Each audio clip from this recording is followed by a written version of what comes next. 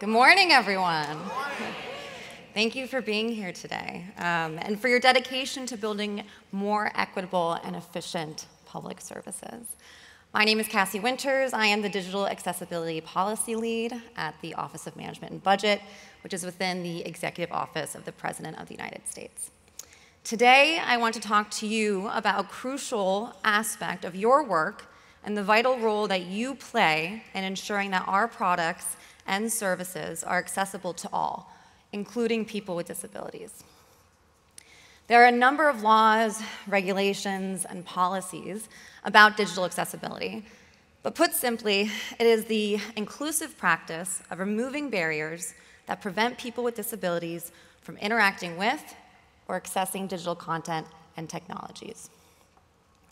When the word accessibility is mentioned, people tend to think of ramps or rails as a way to make the physical world more accessible. But we are living in an increasingly digital world, and accessibility must now encompass digital accessibility. Today, 1 in 4 adults live with a disability in the United States. People often ask what it's like to experience a digital interaction that is inaccessible. So I want everyone here to imagine the most frustrating experience you've had using a website or digital tool. It shouldn't be hard.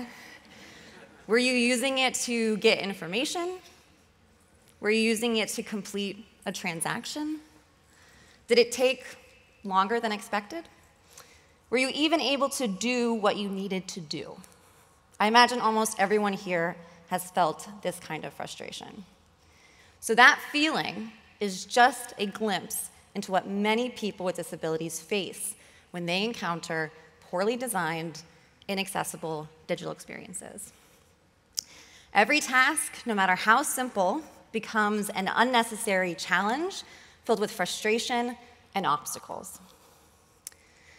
Every month, there are nearly 2 billion visits to federal websites. This represents nearly 80 million hours of interactions with the public.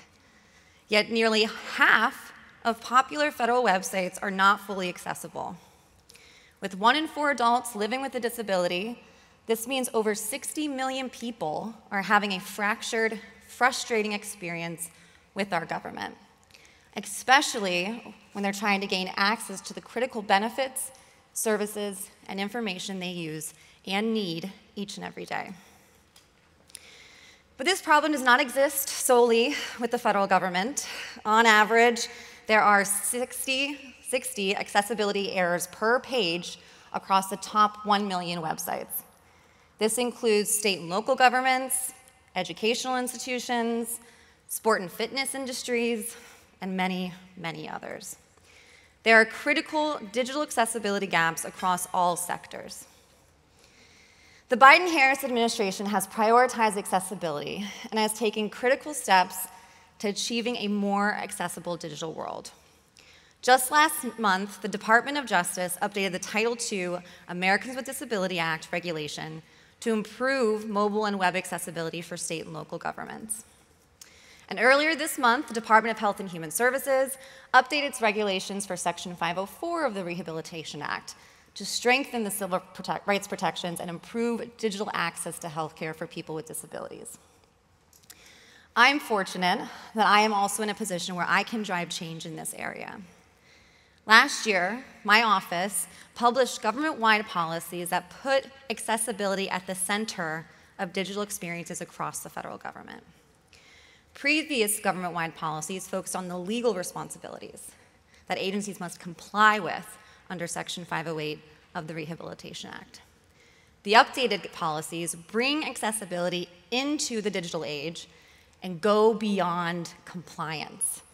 The policies provide practical steps that agencies can take to create products and services that are accessible by design. While these updated regulations and policies are critical steps in the right direction, they are just words on a page.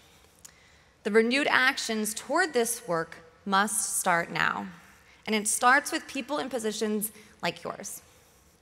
As designers, developers, advocates, and technologists, you hold the key to breaking down these barriers.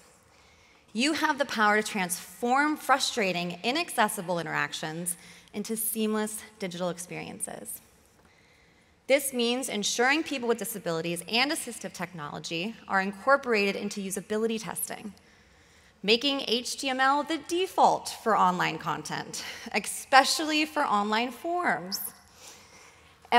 Yeah, some claps out there, thank you, thank you. And validating vendors' accessibility documentation prior to procurement. And lastly, by cultivating a disability-inclusive workplace through regular trainings and awareness campaigns. By prioritizing digital accessibility, you ensure that everyone, regardless of their abilities, can access and benefit from the digital services we create. One of the significant benefits of digital accessibility is that it enables people with disabilities to fully participate in society. Digital accessibility is not just a technical requirement. It is a commitment to equality and inclusivity. So let's work together to build a more accessible digital world, one where no one is left navigating unnecessary barriers. Thank you.